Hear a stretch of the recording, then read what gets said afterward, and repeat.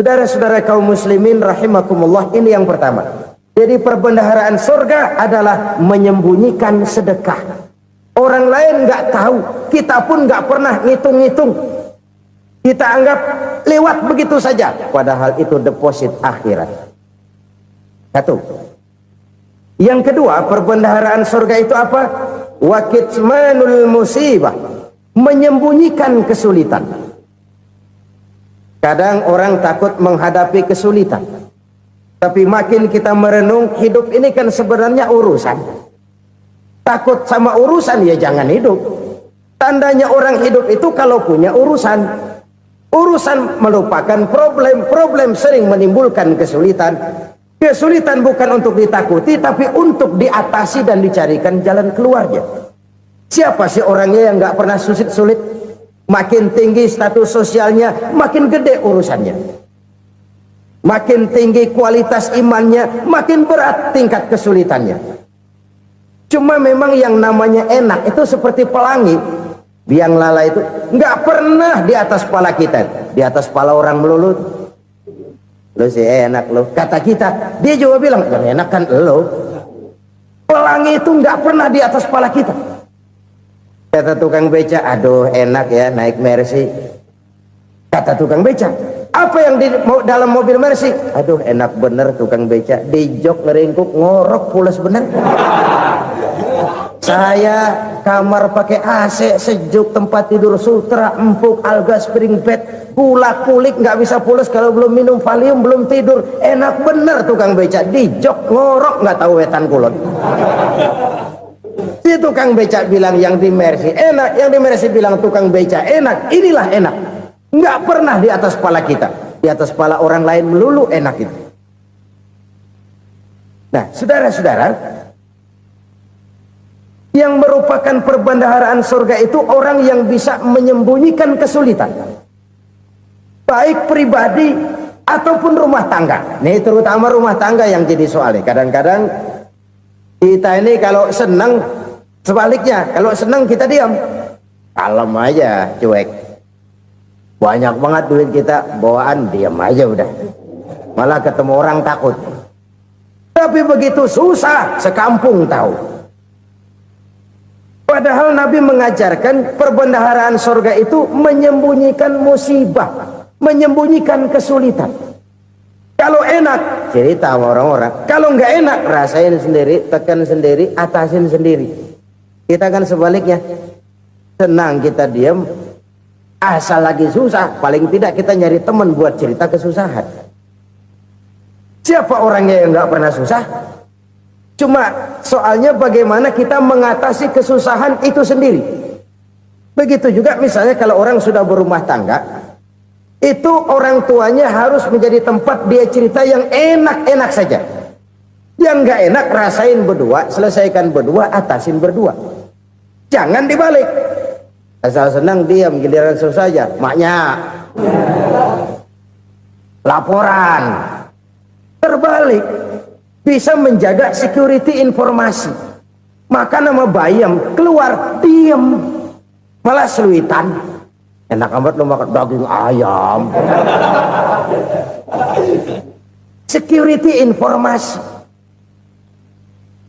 Saudara-saudara kaum muslimin rahimakumullah, ujian yang terberat itu yang pernah diberikan kepada para nabi, para rasul, para aulia, para ulama. Makin tinggi keimanan, makin berat bentuk kesulitan. Ayo saya kemukakan satu contoh saja. Ada seorang nabi yang kaya, nabi kaya, namanya Nabi Ayub. Iblis kalau orang begini kan keki, ibadahnya rajin, kaya. Nih yang kayak begini susah digodain. Kalau ibadahnya rajin, miskin, enggali bisa disogok. Sini imannya mantap, ibadahnya rajin, kaya, nabi lagi. Oh, tapi namanya iblis nggak kurang akal. Laporan, Tuhan, kenapa Les? Ya ini bahasa saya, bahasa Qurannya sih nggak gitu. Itu hambamu yang namanya Ayub, dia rajin ibadah cuma karena dikasih kaya aja. Coba kasih miskin dia, berhenti dia sembahyang. Ah, kamu bisa aja. Saya tahu Ayub itu hambaku yang ikhlas. Saya buktiin Tuhan, silahkan. Dibuktiin lah, iblis turun ke alam ini. Yang mula-mula dia lakukan, dia rusak sawah ladang Nabi Ayub. Dia binasakan binatang ternak Nabi Ayub. Sehingga dalam waktu singkat, jatuhlah Nabi Ayub dari orang paling kaya jadi orang paling miskin. Beliau masih ibadah di mihrab dalam masjid. Datang iblis. Saudara Ayub, ya, lagi ngapain? Ibadah. Nyembah Allah, nyembah Allah. Oh, percuma. Kenapa? Tuhan yang ente sembah nih, dia udah bikin miskin ente. Sawah ladang ente hancur lebur, binatang ternak binasa. Sekarang ente jadi orang paling miskin. Ngapain nyembah Tuhan kayak begitu? Tekor. Udah berhenti dah ibadah, berhenti ibadah. Ini iblis sama Tuhan lapornya lain, yang dikerjakan kepada Nabi Ayub juga lain. Benar begitu iblis kata Nabi Ayub? Iya, sawah ladang saya habis, buras. Binatang ternak saya binasa, binasa. Saya miskin, bangpak. Apa jawab Nabi Ayub? Bukan innalillahi, ini hebat. Alhamdulillahillazi a'tani wa akhza minni. Segala puji bagi Allah yang telah memberikan harta kepada saya dan sekarang mengambilnya lagi. Alhamdulillah. Allah yang ngasih, Allah yang ambil. Itu mah urusan Allah. Iblis cuman ibadah jalan terus, sujud lagi Nabi Ayub. Iblis seleher gondok banget. Dasar Nabi nggak mempan dia apa-apain. Miskin malah alhamdulillah. Allah yang ngasih, Allah yang ngambil. Jadi kalau kita tidak komit, kita tidak terikat kepada kaya, miskin, senang, susah, apa yang bisa bikin kita susah? Jadikan kekayaan, kemiskinan, jadikan senang, susah sebagai anak buah yang bisa kita atur. Jangan kekayaan ngatur kita, jangan kemiskinan ngatur kita. Kita yang harus mengatur mereka. Senang, susah, kaya, miskin, bahagia, sengsara, jadikan itu anak buah yang bisa kita atur. Kalau sekarang kita kaya, lain saat boleh jadi kita miskin, semiskin-miskinnya. Allah yang ngasih, Allah yang ngambil. Tenaga mana yang bisa menghalangi? Ibadah jalan terus. Iblis makin gondok. Dasar Nabi loh. Akhirnya apa? Nabi Ayub dikerjain, diberikan penyakit. Demikian fatal penyakitnya. Bayangin, udah miskin sakit. Masya Allah. Miskin sakit. Sakitnya nggak lama, kira-kira 16 tahun. Istrinya 3, 2 mental minta ceraiin. Ngerawatin laki bengek begini. Senang belum tentu, susah udah pasti nih. Cerai aja, cerai dah. Cerai. Tinggal satu Siti Rahmah yang setia menemani beliau. Sesetia-setianya hati perempuan. Satu saat Siti Rahmah bilang, "Bang, iya, abang kan Nabi, Bang. Lalu, namanya Nabi kan doanya jarang meleset, Bang. Maksud kamu minta kenapa sih sama Tuhan biar abang sembuh, baik dah, Bang?" Siti Rahmah, iya. Saya sakit berapa tahun sih dah? 16 tahun, Bang. Sebelum ini saya sehat berapa tahun? Ya kira-kira 60 tahun, Bang. Nah, coba ente banding-bandingin, Rahmah. Saya dikasih sehat 60 tahun, dikasih sakit 16 tahun. Sudah nggak sabar mau doa kepada Allah minta sembuh. Saya malu kepada Allah. Diuji dengan yang luar biasa seperti ini, tidak mengganggu stabilitas kehambaannya. Dia tetap menghamba kepada Allah Subhanahu wa ta'ala. Saudara-saudara kaum muslimin rahimakumullah. Kunci menghadapi kesulitan itu apa? Allah jelaskan dalam satu ayat, wa basyiris sabirin alladzina iza asabathum musibah qalu inna lillahi wa inna ilaihi raji'un. Gembirakan orang-orang yang sabar. Siapa mereka itu? Yang apabila mendapat musibah mereka kembali kepada keyakinan dasar. Segalanya dari Allah dan segalanya akan kembali kepada Allah. Ini konsepsi dasar dari sikap muslim dalam menghadapi berbagai kesulitan. Segalanya dari Allah, segalanya akan kembali kepada Allah. Kalau ini sudah kondisi dasarnya, maka kita akan lapang menghadapi kenyataan bagaimanapun pahitnya. Apakah itu namanya miskin, apakah itu namanya sakit, bahkan maut sekalipun. Maut sekalipun. Segalanya dari Allah, segalanya akan kembali kepada Allah. Ini sikap hidup, bukan sekedar ucapan. Kita kadang-kadang menjadikannya sebagai ucapan. Mulutnya sehingga berhenti, innalillahi wa inna ilaihi rajiun, tapi nangisnya terus gerung-gerungan. Bukan itu, ini kesadaran moral. Kalau segalanya dari Allah, segalanya kembali kepada Allah, kan sebenarnya cuma nunggu giliran. Hari ini saya nyembayangin dia, entah hari apa saya disembayangin orang. Hari ini saya antar dia ke kubur, entah hari apa orang nganterin saya ke kubur. Hari ini saya tahlilkan dia, entah nanti kapan orang tahlilkan saya. Segalanya dari Allah, segalanya akan kembali juga kepada Allah. Oleh sebab itu saudara-saudara, kesulitan bukan untuk ditakuti. Kesulitan justru untuk diatasi, dicarikan jalan keluarnya.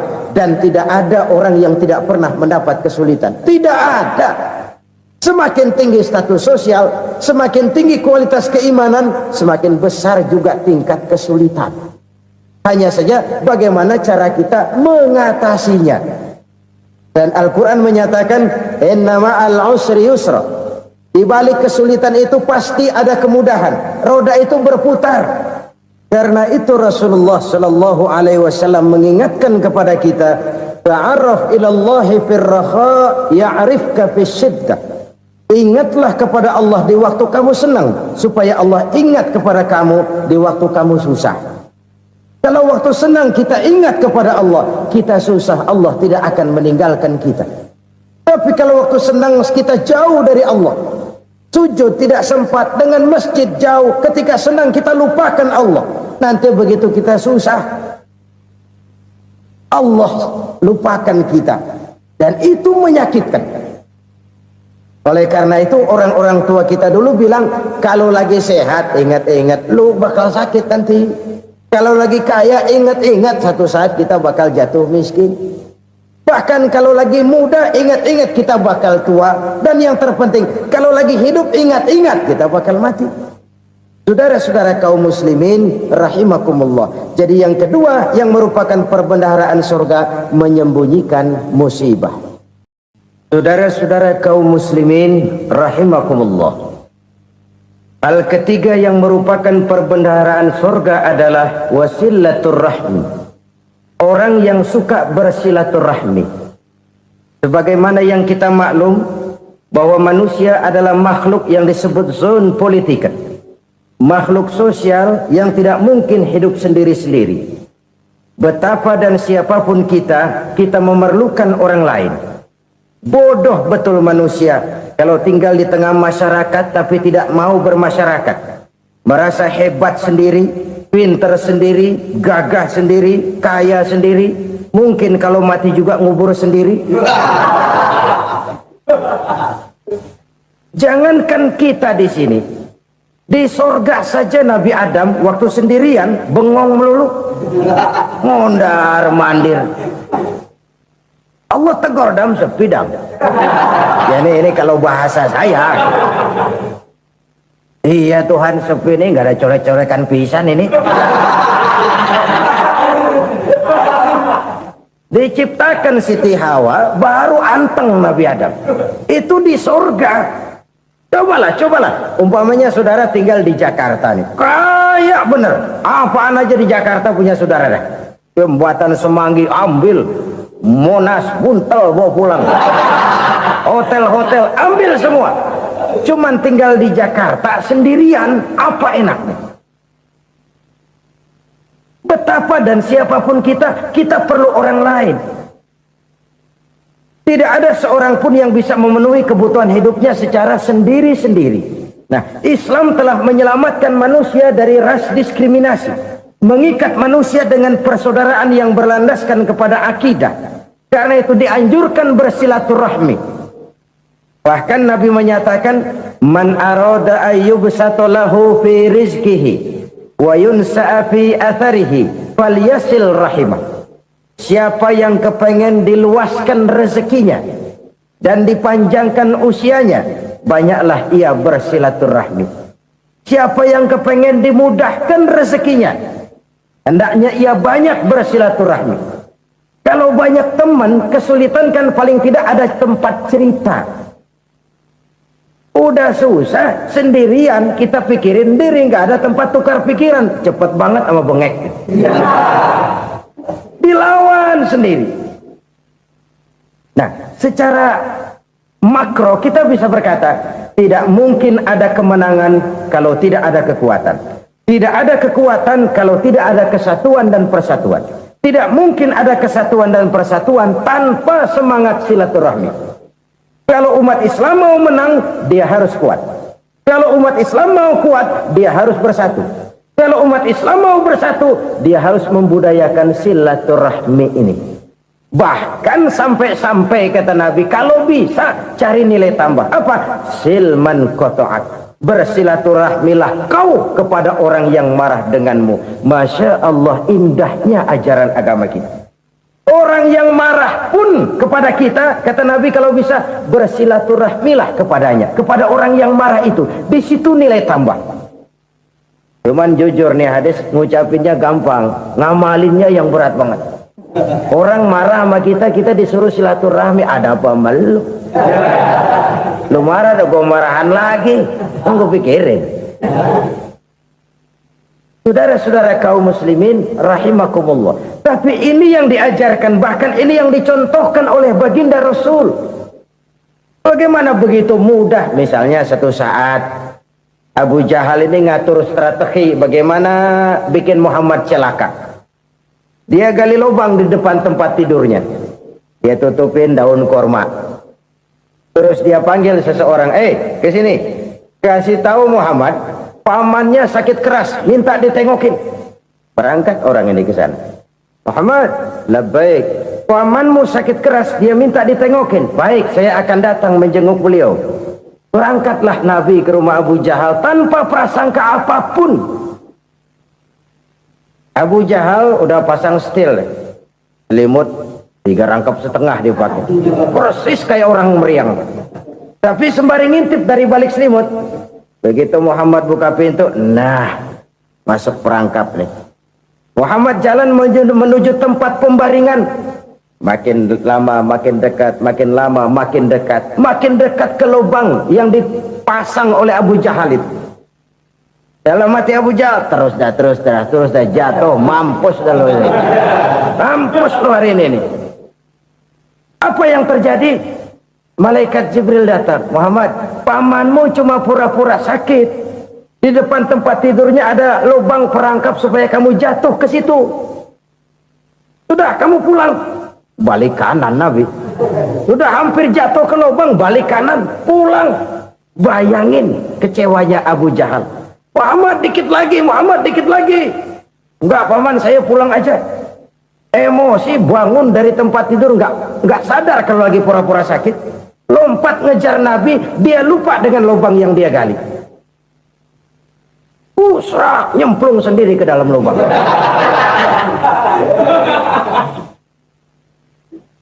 Nabi terus berlalu. Ini terjadi keanehan. Jatuh ke lubang yang dia gali itu sebenarnya nggak terlalu dalam ya, antara 3-4 meteran lah. Tolong saya jatuh ke lubang ini. Datanglah pelayan-pelayannya itu. Angkat saya dari sini. Oh, yang ngulurin tambang. Satu gulung, belum juga nyampe itu tambang. Kurang, beli lagi ke warung. Sambung, ulur lagi, nggak juga bisa sampai. Wah, ini kerjaan Muhammad ini. Tolong, siapa salah seorang kamu ke rumah Muhammad, kasih tahu encangnya kecebur. Minta ditolongin. Sampaikan kepada Rasul. Kenapa? Pamanmu jatuh ke lubang, Muhammad minta tolong diangkatin. Tambang udah nyambung-nyambung nggak nyampe juga. Ya, nanti saya datang, saya tolong. Coba. Nyata-nyata orang berniat jahat mau mencelakakan dia. Datang dia menolong.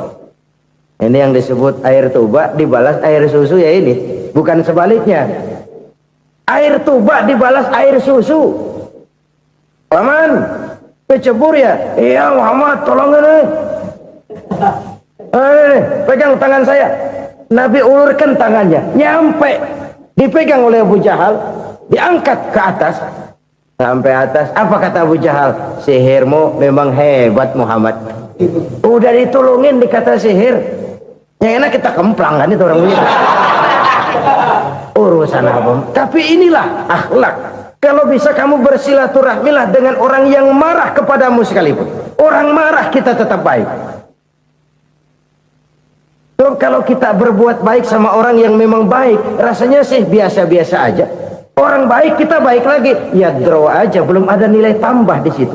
Baru ada nilai tambah kalau kita bisa berbuat baik kepada orang yang nyakitin kita. Itu namanya kita setingkat di atas dia. Dia sakitin kita, kita berbuat baik sama dia. Dia pelit sama kita, kita baik sama dia. Dia marahin kita, kita deketin dia. Di situ kita punya nilai tambah. Jadi siapa yang ingin diluaskan rezekinya, kata Nabi, dan dipanjangkan umurnya, hendaklah ia banyak-banyak bersilaturahmi. Sederhana sebenarnya silaturahmi, tapi silaturahmi membangkitkan semangat kesatuan dan persatuan. Kesatuan dan persatuan melahirkan kekuatan. Dalam matematika 1 ditambah 1 pasti 2. Tapi di tengah masyarakat, 1 orang takut ditambah 1 orang takut, hasilnya jadi 2 orang setengah berani. Kenapa setengah berani? Karena udah berdua. Tadi pan takut sendirian. Kalau dia kumpul turu-turu takut lah jadi berani. Kita yang lemah, kita yang tidak berdaya, kita yang miskin, kalau mau kompak bersatu, apa yang nggak bisa kita kerjain? Apalagi tinggal di kota besar, pilihan cuma 2. Bertahan atau minggir. Bertahan atau minggir. Untuk bisa bertahan harus mampu bersaing. Untuk mampu bersaing harus punya keahlian. Keahlian harus ditunjang dengan pendidikan, ditambah oleh kekompakan sebagai umat. Udah miskin mencar mulu, orang injek gitu. Orang nggak pandang urusan apa yang malu. Oleh karena itu, silaturahmi pada hakikatnya merupakan roh dari ukhuwah yang diajarkan oleh agama kita. Bagaimana Islam menyelamatkan masyarakat manusia dari ras diskriminasi, mengikat manusia, dan tidak ada persaudaraan yang lebih indah selain persaudaraan yang diikat dengan nilai-nilai akidah. Sepanjang orang di jalan Allah, itulah saudara kita. Keluar dia dari jalan Allah, selesailah persaudaraan sampai di situ. Karena itu, kalau ingin menyimpan sesuatu di surga, banyaklah bersilaturahmi. Datang ke rumah ini, datang ke rumah itu, dan lain sebagainya. Itu simpanan kita di akhirat nanti. Ini yang ketiga. Saudara-saudara, yang keempat, perbendaharaan surga itu apa? Wa qawlu la hawla wa la quwwata illa billah. Ucapan la hawla wa la quwwata illa billah. Ibadah kan ada yang berat, modalnya besar. Bangun masjid berat, modalnya besar. Bangun rumah sakit berat, modalnya besar. Ada ibadah yang berat tapi modalnya ringan. Misalnya puasa. Puasa itu berat, mengendalikan nafsu. Kalau sekedar nggak makan nggak minum sih enteng, mengendalikan nafsu. Itu jihad terbesar, tapi kan modalnya ringan, cuma niat saja. Ini ibadah berat, modalnya ringan. Ada ibadah yang ringan, modalnya juga enteng. Seperti termasuk ucapan la haula wa la quwwata illa billah. Tanpa sadar, la haula wa la quwwata illa billah. Nyelengin tuh di surga. Nyelengin, kita nggak terasa, nyelengin simpenan akhirat. La haula wa la quwwata illa billah. Nyimpan lagi. Kaget, la haula wa la quwata illa billah, nyimpan lagi, banyak simpanan. Walaupun sebenarnya yang dimaksud di sini adalah kesadaran batin bahwa tidak ada daya dan kekuatan kecuali Allah. Itu intinya. Kita memulai pekerjaan disunahkan baca bismillah, kan begitu. Apa itu? Kesadaran moral. Bahwa ini saya bisa kerjakan, saya kerjakan ini dengan menyebut nama Allah. Kenapa? Kalau Allah tidak memberikan daya dan kekuatan, mana mampu saya kerjakan ini. Maka saya kerjakan ini dengan menyebut nama Allah. Bismillah. Kesadaran moral. Manusia hanya wajib berusaha, tapi nggak pernah wajib berhasil. Banyak hal-hal yang kalau kita renungkan secara rasio nggak mungkin, tapi jadi kenyataan. La haula wala quwata illa billah. Tidak ada daya dan kekuatan kecuali bagi Allah semata-mata. Kesadaran moral akan kelemahan dan keterbatasan makhluk bernama manusia. Kadang kita kagum dengan otak, tapi kita sering lupa sama yang bikin otak. Padahal bagaimanapun hebatnya otak, yang bikin otak pasti lebih hebat dari otak. Nggak percaya, silahkan otak-otakan. Inilah kecenderungan. Kita kagum dengan pesawat-pesawat mutakhir, bukan main, besi gede banget terbang itu. Alangkah hebatnya. Lalu apa yang bikin otak tidak lebih hebat dari itu semua? Kita puji laut, apa yang bikin laut tidak lebih hebat dari laut itu? La haula wala quwata illa billah. Tidak ada daya dan kekuatan kecuali Allah. Apa yang bisa kita lakukan kalau tidak karena daya dan kemampuan yang diberikan oleh Allah kepada kita? Lahirlah sikap tawadu, rendah hati, tidak melonjak menjadi angkuh dan sombong, sadar akan kelemahan dan keterbatasan diri sebagai makhluk yang diciptakan oleh Allah Subhanahu wa taala. Jadi satu sisi ini ucapan yang berpahala, la haula, jadi wiridan. Pada sisi lain ini kesadaran moral, sikap mental, kesadaran batin bahwa yang punya daya dan kekuatan itu cuma Allah. Kita nggak pantas untuk sombong, sebab sombong itu pakaiannya Allah. Kita nggak sedang pakai pakaian Allah, kegedean. Dan makin kita renungi, makin terbentur. Apa sih yang bisa kita sombongin? Kita mau sombong apa? Kaya, pintar, itu kan semua relatif. Di atas langit masih ada langit lagi. Jadi oleh karenanya, marilah kita menyadari, manusia hanya wajib berusaha, tapi tidak pernah wajib berhasil. Yang berusaha saja tidak wajib berhasil, apalagi yang tidak berusaha. Islam bukan agama orang pemalas yang selesai sholat lalu ngelohom, nggelenggem ayem-ayem. Tapi Islam bukan agama orang sombong yang setelah berusaha lalu tidak memerlukan Allah. Kita bisa saja bikin proyeksi, tahun sekian kita bakal panen besar menurut perhitungan otak. Tapi ada kejadian lain. Apa? Tikus ngambek. Habis itu dimakanin tikus, panen gagal. Proyeksi rasional gagal oleh tikus-tikus yang ngambek itu. Bisa saja terjadi. Tahun depan kita panen besar, urung. Kenapa? Musim panas panjang. Dan sekarang ini koran-koran bikin berita musim mengalami penyelewengan. Bukan cuma manusia yang nyeleweng sekarang. Musim pakai nyeleweng. Mestinya kan musim hujan udah selesai, masih hujan-hujan juga. Musim. Nah sekarang kita boleh bikin proyeksi, kita bakal panen besar. Tahu-tahu musim panas panjang, sawah retak, air kering. Cari teknokrat yang paling botak, suruh pendekin tuh musim panas. La haula wala quwata illa billah. Inilah kesadaran moral. Saudara, saya teringat satu saat ada seorang konglomerat. Umurnya ya kira-kira 70-an. Satu saat dia ditanya oleh wartawan, "Pak, umur Bapak berapa sih?" "Ya, paling 10 tahun." 10 tahun? 10 tahun? Anak Bapak berapa orang? Satu saja? Satu. Harta Bapak berapa?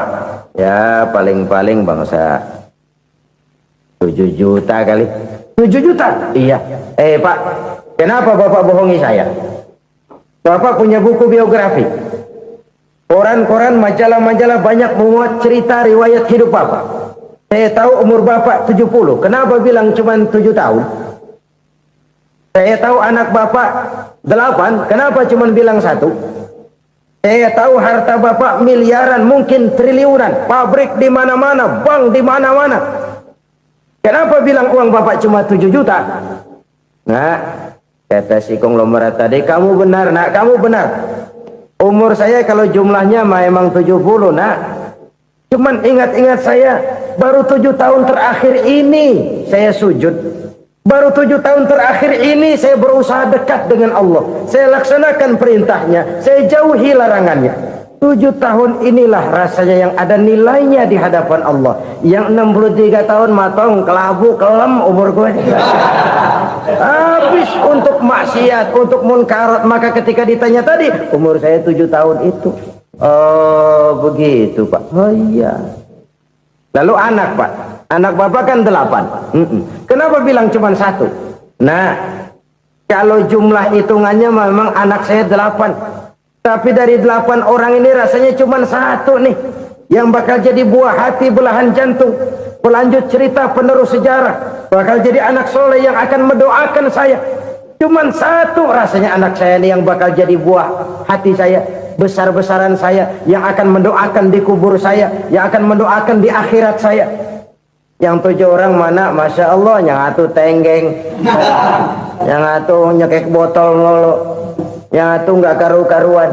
Makanya saya bilang 1 anak saya yang akan bisa mendoakan saya. Oh begitu Pak. Iya. Nah harta Pak, harta Bapak kan triliunan. Pabrik Bapak di mana-mana. Uang Bapak hampir di tiap bank-bank besar. Kenapa bilang cuma 7 juta? Betul kau nak. Harta saya kalau jumlahnya memang miliaran, triliunan mungkin. Tapi yang saya ingat baru 7 juta tuh yang saya belanjakan di jalan Allah. Saya nyumbang masjid, saya santuni yatim piatu, saya bantu pembangunan pesantren, saya bantu pembangunan rumah sakit Islam. Itu yang akan saya bawa pulang ke akhirat, yang 7 juta itu.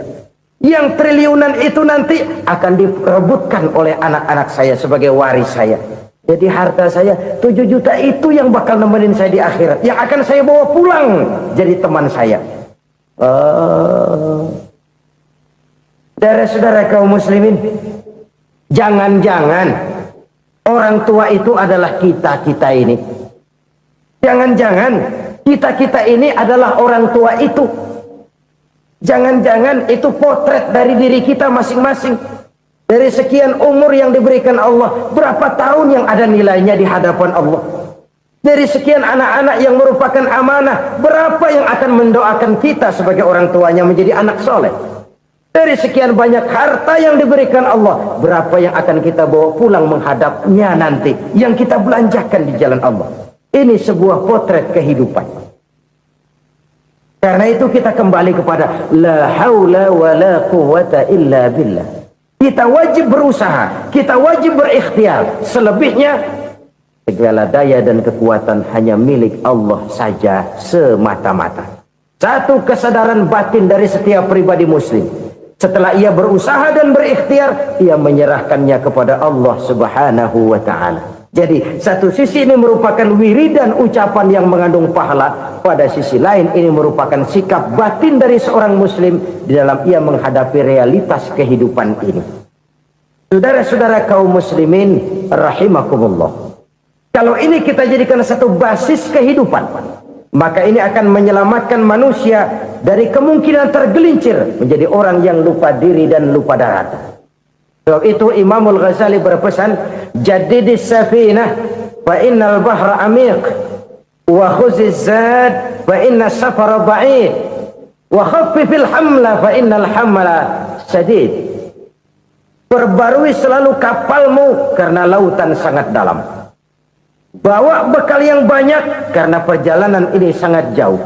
Ringankan beban karena kebanyakan beban akan menyakitkan. Alangkah indah kalimat ini, alangkah dalam makna yang terkandung di sana. Perbarui selalu kapalmu karena lautan sangat dalam. Apa artinya ini? Jaga mentalmu baik-baik. Pelihara imanmu baik-baik karena hidup penuh cobaan seperti lautan. Kita kalau berlayar di lautan kan kadang-kadang tenang, angin bertiup sepoi-sepoi basah. Jika malam datang, bintang gemintang bertabur menghias cakrawala. Rembulan memantulkan sinarnya dengan indah. Dalam keadaan begitu berlayar enak. Tapi lain saat ombak menggunung, halilintar menyambar, angin topan bertiup. Berapa banyak sudah saudara-saudara kita yang tenggelam di lautan dunia tanpa sadar bahwa dia belum sampai kepada pantai yang akan dituju. Berapa banyak sudah saudara-saudara kita yang tenggelam di lautan dunia ini tanpa sempat bangkit lagi. Dia menyangka sudah sampai kepada tujuannya. Hati-hati kapal jangan sampai bocor karena lautan sangat dalam. Iman ini jaga baik-baik karena hidup penuh dengan ujian. Wa khuzizat fa inna safar ba'id. Bawa bekal yang banyak karena perjalanan sangat jauh. Saudara mau ke Bandung, bawa duit. Saudara mau ke Surabaya, banyakan lagi duitnya. Saudara mau ke Mekah, gepokan, iketan tuh duit nggak lembaran lagi. Makin jauh perjalanan, makin banyak bekal yang harus kita bawa. Kalau saudara dari Jakarta mau ke Surabaya, kagak bawa duit berangkat juga, itu sih bukan berani namanya, nekat. Sampai Surabaya belum tentu, sengsara di jalan udah pasti. Kenapa? Nggak bawa bekal berangkat. Sama juga kita nih, misalnya belum sempat sembahyang, mati. Waduh, berani banget orang. Belum punya bekal, mati. Sengsara di jalan. Atau bekal tidak cukup. Dari Jakarta saudara mau ke Surabaya, bawa duit 500 perak. Paling jauh Cikampek nyampenya itu. Paling jauh itu. Antara jauhnya perjalanan dengan bekal yang saudara bawa tidak seimbang. Hidup ini perjalanan panjang.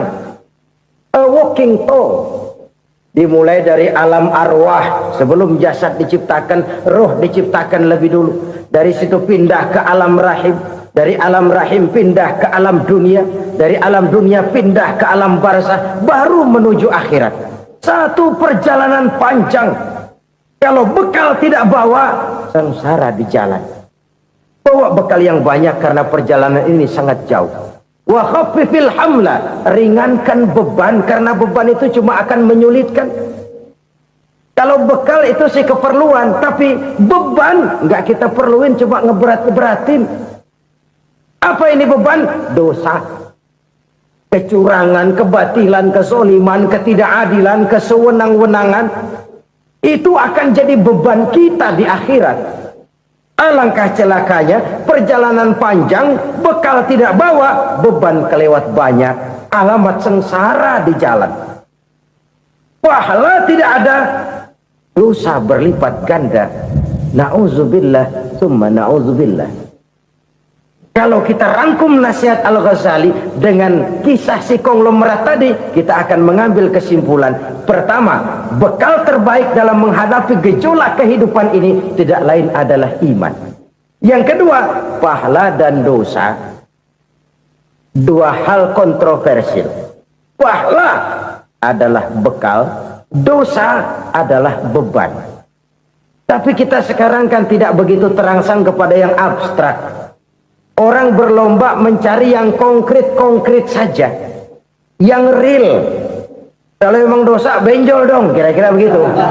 Kira-kira begitu. Persis orang Yahudi dulu. Orang Yahudi itu kan pernah minta kepada Nabi Musa. Ya Musa, lan nu'mina laka hatta narallaha jahrah. Musa, kami nggak bakal mau beriman kepada Allah kalau belum kami lihat Allah ada nongkrong di depan kami. Kalau memang Tuhan ada, taruh dong di depan kami. Mau yang konkret-konkret saja. Kalau memang dosa, benjol dong. Kalau memang pahala, berasa dong. Orang terangsang kepada yang real, yang konkret-konkret saja. Karena itu, untuk mengejar dosa, orang mau bayar. Tapi untuk mengejar pahala, walaupun tidak bayar, orang segan. Ini yang dikatakan oleh Nabi, kamu mengharapkan ke surga, tapi kamu berat melaksanakan sesuatu yang bisa membawa kamu ke surga. Kamu ingin jauh dari neraka, tapi tiap saat kamu lakukan perbuatan-perbuatan yang justru menjerumuskan kamu ke neraka. Idda'aitum an-najata minan nar wa ramaitum fiha anfusakum. Kamu ingin selamat dari neraka, tapi kamu lemparkan diri kamu ke neraka. Kamu ingin masuk surga, tapi berat sekali kamu melakukan perbuatan-perbuatan yang bisa menyampaikan kamu di surga. Saudara-saudara kaum muslimin rahimakumullah. Jadi hal keempat yang merupakan perbendaharaan surga adalah la haula wa la quwata illa billah. Satu sisi ini merupakan ucapan yang memperberat timbangan akhirat. Pada sisi lain ini merupakan sikap hidup seorang muslim. Kesadaran batin yang sangat dalam bahwa tidak ada daya dan kekuatan kecuali Allah. Dan itu kita simbolkan pada saat memulai pekerjaan dengan Bismillah, dengan menyebut nama Allah. Satu kesadaran moral, saya hanya bisa melakukan ini karena diberikan daya dan kekuatan oleh Allah. Lahirlah sikap tawadu, rendah hati, tidak melonjak menjadi angkuh dan sombong. Saudara-saudara, sampai sini dulu jumpa kita kali ini. Semoga 4 perbendaharaan surga ini dapat kita lakukan, yang kelak akan merupakan bekal kita di kemudian hari nanti. Amin ya rabbal alamin. Bapak-bapak, ibu-ibu, saudara-saudara kaum muslimin rahimakumullah. Di dalam kehidupan kita sebagai seorang muslim, minimal 5 kali dalam sehari semalam kita mendengar seruan untuk mendirikan solat yang disebut azan. Ada kalimat menarik di dalam kalimat azan itu, yakni seruan hayya 'alal falah, marilah menuju kepada keberuntungan, marilah meraih kemenangan.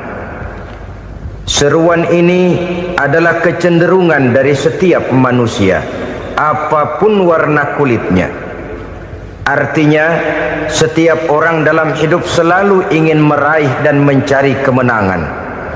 Kemenangan akan melahirkan kepuasan batin, dan kepuasan batin memberikan kebahagiaan. Sedangkan kekalahan melahirkan penderitaan batin, dan penderitaan batin menjerumuskan seseorang di dalam berbagai bentuk kerugian. Jikalau inilah seruan azan, maka masalahnya ialah apa yang menyebabkan kita meraih kemenangan. Al-Quranul Karim memberikan tuntunan dan ajaran kepada kita bahwa orang-orang yang memperoleh kemenangan itu tidak lain adalah orang-orang yang bertakwa. Hanyalah mereka yang bertakwa kepada Allah Subhanahu wa ta'ala pada akhirnya akan tampil sebagai pemenang. Lalu siapa orang yang bertakwa itu? Dijelaskan dalam awal-awal Al-Baqarah, orang yang bertakwa yang akan meraih kemenangan. Pertama, allazina yu'minuna bil ghaib, yaitu orang-orang yang beriman kepada yang gaib. Percaya bahwa ada alam yang gaib, alam yang abstrak, alam yang tidak bisa dijangkau oleh salah satu daripada panca indera kita. Mereka percaya dan beriman kepada adanya malaikat, beriman kepada adanya iblis dan jin, beriman kepada adanya alam kubur, beriman kepada adanya alam mahsyar, beriman kepada adanya alam akhirat, beriman kepada adanya surga dan neraka. Beriman bukan cuma sekedar beriman dalam ucapan bibir saja, tetapi beriman yang nilai iman itu mampu mewarnai gerak dan gaya hidupnya. Iman yang meresap sampai ke tulang sumsum, kemudian memberikan dampak positif di dalam kehidupan manusia. Alam, kita tahu, adalah sesuatu yang selain Allah, dan Allah bukanlah alam. Apapun namanya selain daripada Allah, itu adalah alam. Alam pada hakikatnya terbagi menjadi 2. Ada alam syahadah, alam nyata, alam konkret, alam yang bisa dijangkau oleh salah satu indera kita. Kemudian ada alam ghaib, alam yang tidak bisa dijangkau oleh panca indera kita, alam metafisika, alam abstrak, alam yang wajib kita imani keberadaannya. Kita percaya bahwa malaikat itu ada, kita percaya kepada jin, bahwa jin itu ada, kita percaya kepada adanya iblis dan setan, bukan percaya kepada iblis dan setannya, percaya bahwa iblis dan setan itu ada. Itu termasuk salah satu daripada sifat orang yang bertakwa kepada Allah. Saudara-saudara kaum muslimin rahimakumullah, kecenderungan pembangunan yang lebih bersifat materialistis biasanya menggeser aspek kehidupan rohani. Orang berpikir empiri, dan dalam pola pikir yang demikian maka alam gaib tidak lagi mendapat perhatian. Aspek kehidupan yang bersifat rohaniah malah mulai ditinggalkan. Akibatnya terjadilah kepincangan di dalam kehidupan kita. Pernah ada satu pengalaman pribadi. Dalam perjalanan kembali ke tanah air, dalam pesawat di sebelah kanan saya duduklah seorang Jerman namanya Heiner Simonsen. Iseng saya ajak kenalan, saya ajak ngobrol, saya tanya dia. Saya bilang, Mas Heiner ini, kalau pesawat yang kita tumpangi ini jatuh ke bawah, kira-kira apa yang bakal terjadi, Mas? Dia bilang, kita semua akan mati. Begitu? Iya. Oke. Apa itu mati? Tanya saya. Dia bilang, untuk tahu apa itu mati, kita harus tahu lebih dahulu apa itu hidup. Saya pikir nih bule bisa ngomong juga.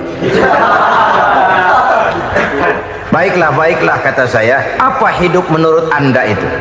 Oh, hidup itu dia bilang, kalau seluruh anggota badan kita bekerja secara normal, paru-paru memompa darah secara normal, jantung berdetak secara normal, sel-sel tubuh bekerja secara fit, dan organisme tubuh hanya mau bekerja secara normal, dia bilang, kalau kita memberi makan yang cukup, menu yang teratur, dan gizi yang lengkap. Saya bilang, kesimpulannya apa, Ner? Dia jawab, hidup adalah dari tangan ke mulut. Life is from the hand to the mouth, kata dia. Hidup adalah dari tangan ke mulut. Jadi masalah hidup tidak lebih daripada masalah isi perut. Orang pergi pagi, pulang sore, peras keringat, banting tulang, perut yang dibelain. Saya bilang, you are wrong. Sampean salah, Ner. Kamu orang Islam bukan? Bukan. Pantas. Kenapa saya salah? Dia bilang, ya jelas salah. Salahnya di mana? Kamu ini manusia. Kalau hidup cuma dari tangan ke mulut, saya bilang, kambing di kampung saya juga begitu pikirannya, Ner. Itu kambing di kampung saya, asal perutnya kenyang, sudah hidup dia. Perkara besok bagaimana, lusa prospeknya macam mana, bulan depan ada apa, kambing nggak pernah mikir. Di kampung saya kambing juga pikirannya begitu. Kamu Kristen ya? Tadinya. Loh kok tadinya, lalu apa sekarang kamu ini? Dia bilang, sekarang saya netral. Saya tidak beragama, tapi saya percaya kepada Tuhan sebagai pencipta alam. Saya ingat benar dia bilang, I haven't any religious, but I believe to God as the creator of the world. Kenapa bisa netral begitu, Ner? Habis saya bingung katanya. Islam bilang Islam baik, Kristen bilang Kristen baik, Hindu Buddha bilang Hindu Buddha baik, semua agama baik. Saya netral sekalian, nggak beragama. Yang penting saya percaya kepada Tuhan. Saya bilang, Ner, kamu ini kayak orang mau beli celana, lalu bingung. Yang satu bilang Levi's bagus, yang satu bilang Blue Jean hebat, yang satu bilang Wool England hebat. Celana ini hebat, celana itu bagus, celana ini hebat, semua celana bagus, kamu bingung. Akhirnya netral, tidak pakai celana. Itu juga salah. Saya pikir-pikir, kemudian saya melihat bahwa dua pola berpikir Heiner ini nampaknya sudah mulai menggejala di lingkungan masyarakat bangsa kita. Disadari atau tidak, Secara jujur kita harus berkata, dua pola pemikiran Henner ini mulai berkembang di tengah masyarakat bangsa kita. Pertama, pola pikir materialisme. Hidup adalah dari tangan ke mulut. Masalah hidup tidak lebih masalah isi perut. Itu yang perlu dibela, dan disitulah arti kehidupan. Pergi pagi, pulang sore, peras keringat, banting tulang untuk mempertahankan perut. Kalau sudah kemari cara orang berpikir, maka buat apa percaya kepada yang gaib? Untuk apa sholat? Untuk apa puasa? Untuk apa zakat? Untuk apa menghadiri majelis taklim? Tanpa kepercayaan kepada yang gaib, hidup berjalan menurut alur empiris dan materialis. Kalau sudah ke sana cara orang berpikir, biasanya orang lalu cenderung menghalalkan segala cara. Hanyalah orang yang percaya bahwa akhirat ada, hanyalah orang yang percaya bahwa alam kubur itu ada, hanyalah orang yang percaya bahwa malaikat itu ada, hidupnya akan lebih terarah dan terkendali. Karena kepercayaan kepada yang gaib, yang merupakan fase daripada kehidupan setelah hidup yang sekarang ini, mewarnai gerak pribadi seseorang di dalam dia melakukan kegiatan hidupnya. Pola berpikir materialisme, disadari atau tidak, mulai menggejala di lingkungan masyarakat bangsa kita. Hidup tidak lebih dari urusan tangan ke mulut, mulut ke tangan, tangan ke mulut. Asal perut sudah kenyang, hiduplah sudah. Perkara bagaimana prospek hari yang akan datang, bagaimana akhirat, tidak jadi persoalan. Ini yang oleh Nabi diperingatkan, ad-dunya sijnul mu'min wa jannatul kafir. Dunia adalah penjara bagi orang beriman dan surga bagi orang kafir. Dulu di zaman Belanda hadis ini pernah disalah tafsirkan, disalah artikan, digunakan sebagai senjata untuk mengkebiri dan membuat impoten umat Islam. Sudahlah umat Islam gak usah macam-macam, kata Belanda. Dunia ini kan penjara buat orang Islam, surga buat orang kafir. Di penjara jangan bertingkah.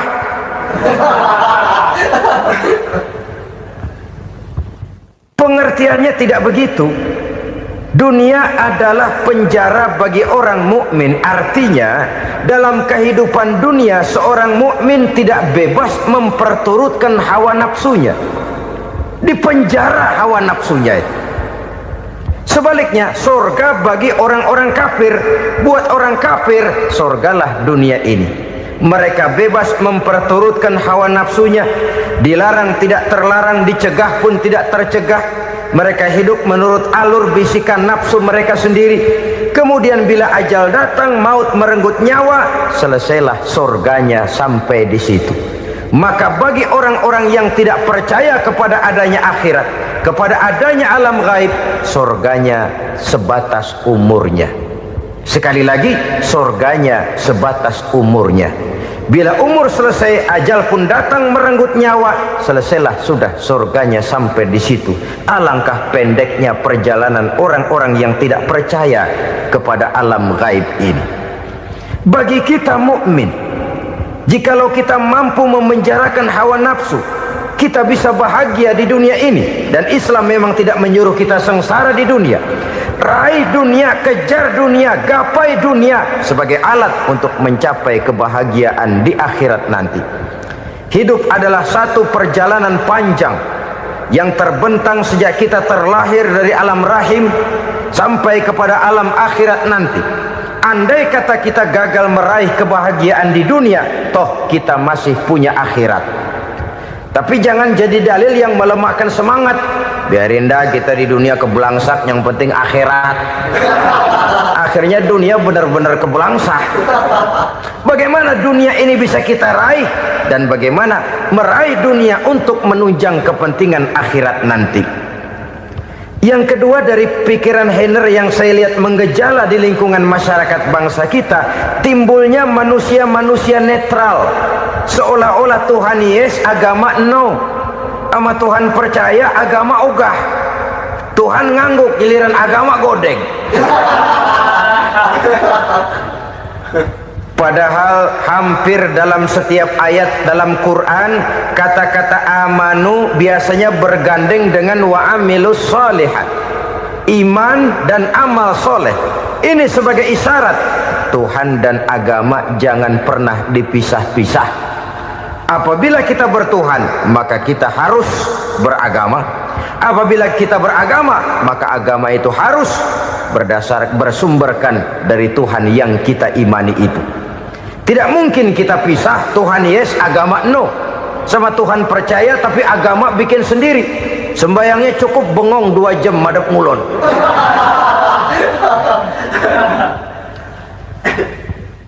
Saudara-saudara kaum muslimin rahimakumullah. Jadi dengan demikian, agama yang kita akui merupakan unsur mutlak di dalam pembangunan sekarang ini, merupakan bagian dari kehidupan yang menuntun kita bahwa di balik alam nyata ini, di balik alam syahadah ini ada alam gaib.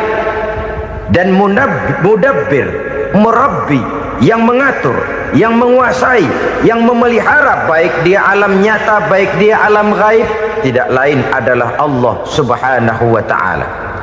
Di sana ada satu super power, satu maha kekuatan yang kita perlu bersandar kepadanya.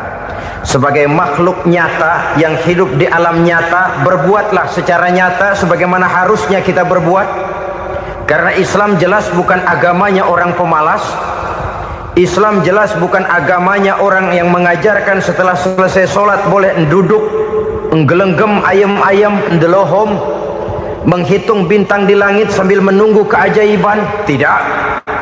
Islam adalah agama yang mengajarkan apabila sholat sudah selesai kamu kerjakan, bertebaranlah di permukaan bumi, cari karunia Tuhanmu. Jangan hidup berpangku tangan menunggu keajaiban. Karena hidup bukan undian. Jangan berharap untung besar tanpa mau peras keringat. Tapi di sebalik itu toh kita juga harus yakin bahwa di sisi usaha nyata yang kita lakukan ada satu super power, satu maha kekuatan gaib yang menentukan berhasil dan tidaknya usaha kita. Kepercayaan kepada hal semacam inilah yang mendorong kita untuk mempunyai sandaran vertikal, agar jikalau usaha ini berhasil, kita tidak lupa diri dan lupa daratan. Jikalau usaha ini gagal, kita tidak putus asa dan buruk sangka, tidak cupik pandangan dan sempit hati, tapi mampu melihat persoalan dengan kacamata putih sambil husnuzon kepada Allah Subhanahu wa ta'ala. Kita percaya malaikat itu ada yang namanya raqib dan atid, mengawasi gerak hidup kita sampai kepada gerak hati kita. Ini memberikan sugesti agar kita berhati-hati, tidak sejengkal tanah pun kita bisa berlindung dari pengawasan raqib dan atid. Ada munkar nakir yang akan menyoal kita di alam kubur. Ada malaikat Malik, penjaga neraka. Ada malaikat Ridwan yang menjaga surga. Kita percaya kepada adanya jin, kita percaya kepada adanya setan, iblis. Percaya kepada adanya, bukan mempercayai si setan, si iblis lalu menjadikannya sebagai teman. Tidak. Percaya bahwa mereka itu ada dan merupakan makhluk Allah yang gaib yang diciptakan Allah Azza wa Jalla.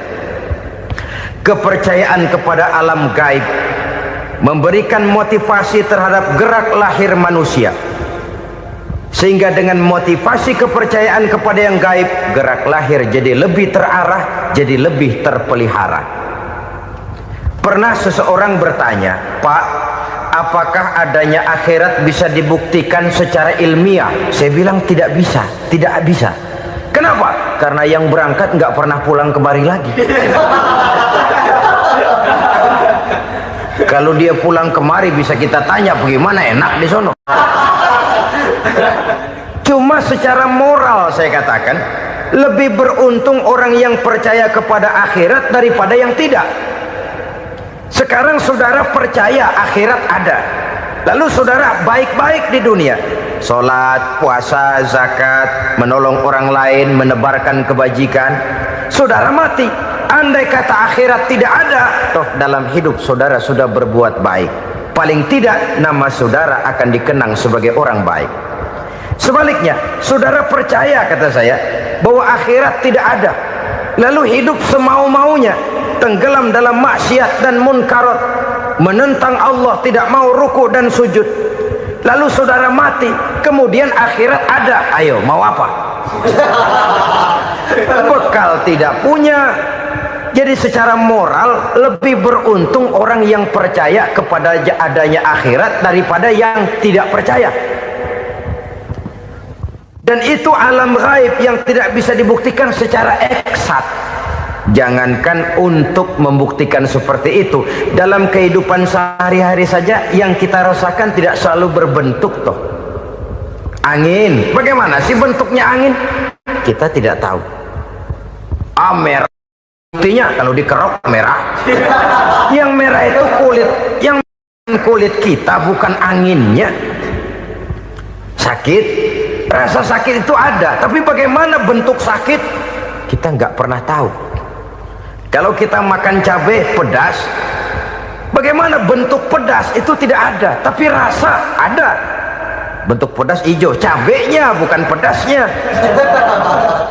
Tidak semua yang kita rasakan bisa kita gambarkan dalam bentuk yang konkret. Oleh karena itu, sekali lagi bahwa kepercayaan kepada alam yang gaib mampu memberikan satu sugesti yang menata kehidupan seseorang lebih lurus, lebih terarah, dan lebih terkendali. Maka wajar kalau kepercayaan kepada yang gaib mengantarkan seseorang untuk meraih kemenangan. Kenapa? Dia percaya kepada yang gaib, bahwa akhirat ada, bahwa alam kubur ada, bahwa pertanggungan jawab itu ada. Maka dia lalu tidak hidup saenae udele dewe, itu loh. Tidak hidup menurut seleranya sendiri, terarah, teratur. Ini cirinya yang pertama, orang bertakwa yang akan meraih kemenangan, mereka beriman, mereka percaya kepada yang gaib. Bahkan hal-hal konkret saja selalu berangkat dari yang gaib. Saudara-saudara, para remaja, para pemuda sekarang ini tidak pernah tahu toh siapa yang akan jadi teman hidup saudara. Kita bisa saja ngerancang, mentargetkan, tapi toh akhirnya yang namanya jodoh bukan kekuasaan kita. Rezeki di luar kemampuan kita. Begitu juga ajal, maut, jodoh, ajal adalah contoh-contoh konkret bahwa pada akhirnya yang gaiblah yang menentukan. Bertahun-tahun ngelancong, emang jodoh seret nggak jadi.